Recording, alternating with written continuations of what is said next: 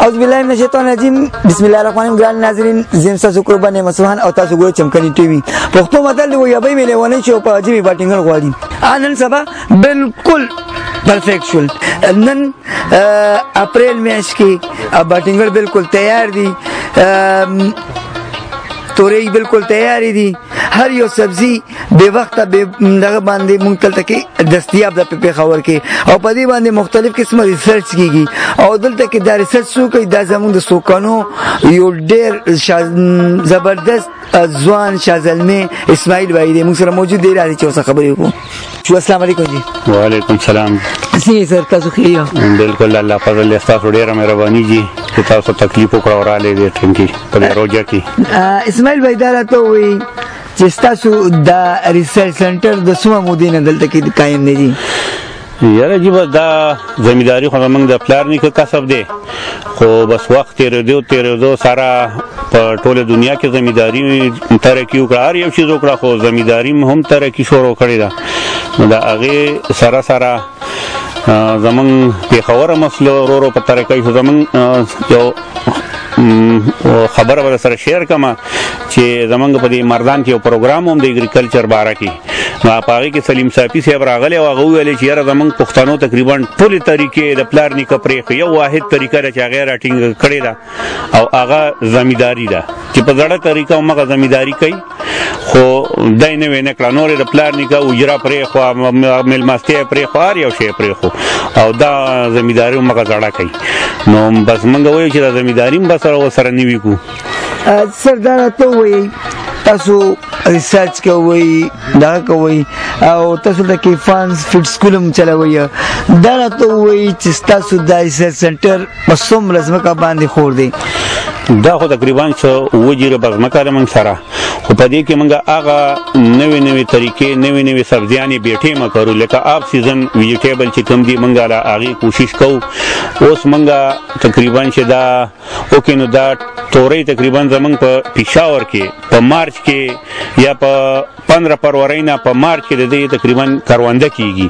زمونږ هغه دا په 15 مارچ باندې تیاری شوي دي، بازار ته زمونږ تیاری شوي دي.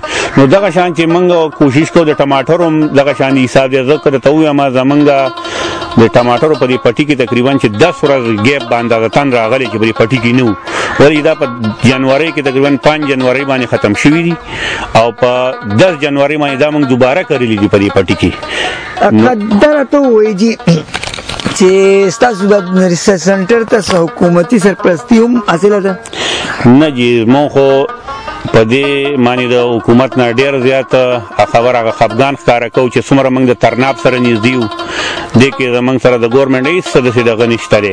په دې کې دا یوه خبره ده چې SRSP سرحد رول سپورټ پروګرام چې کوم دی هغه باقاعده موږ له یو FFS جوړ کړو، فارمر فیلډ سکول یې راله دغه کړو. باقاعده هغې کې داسې یو دغه کړو چې هغې موږ یو ځای کړو او موږ له یو داسې طریقه کار جوړ کړو چې تاسو به یو پکې صدر شي، بل سیکرټري شي او مختلف د علاقې زمیندار راټولېږي، خپلو کې پې خبرې کوئ.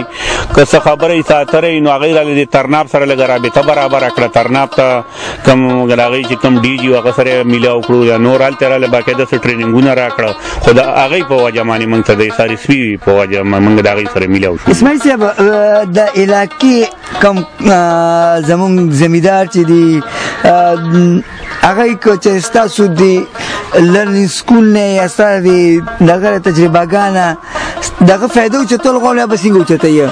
یاره جی موږ انشاءالله چې هر ټیم موجود یو دلته خلکو ته او اوس هم انشاءالله موږ تقریبا ټول زمیندارو له مشورې هم ورکوو، باقاعده فیلډ ته مو سره ځو، دوایانې مو تلي کړو.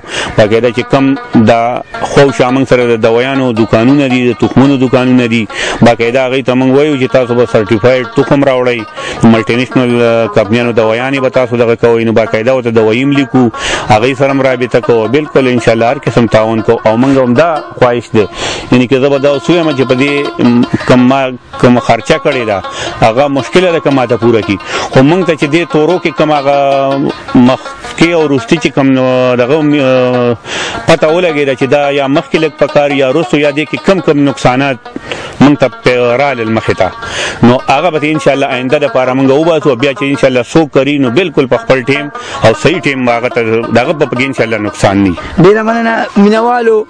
دا نننې زموږ ملما اسماعیل بھائی چې هغه اګریکلچر په فیلډ کې ریسرچر دی، هغه ریسرچ کوي په دې خبر باندې. تاسو نه دا غواړم د الله پامان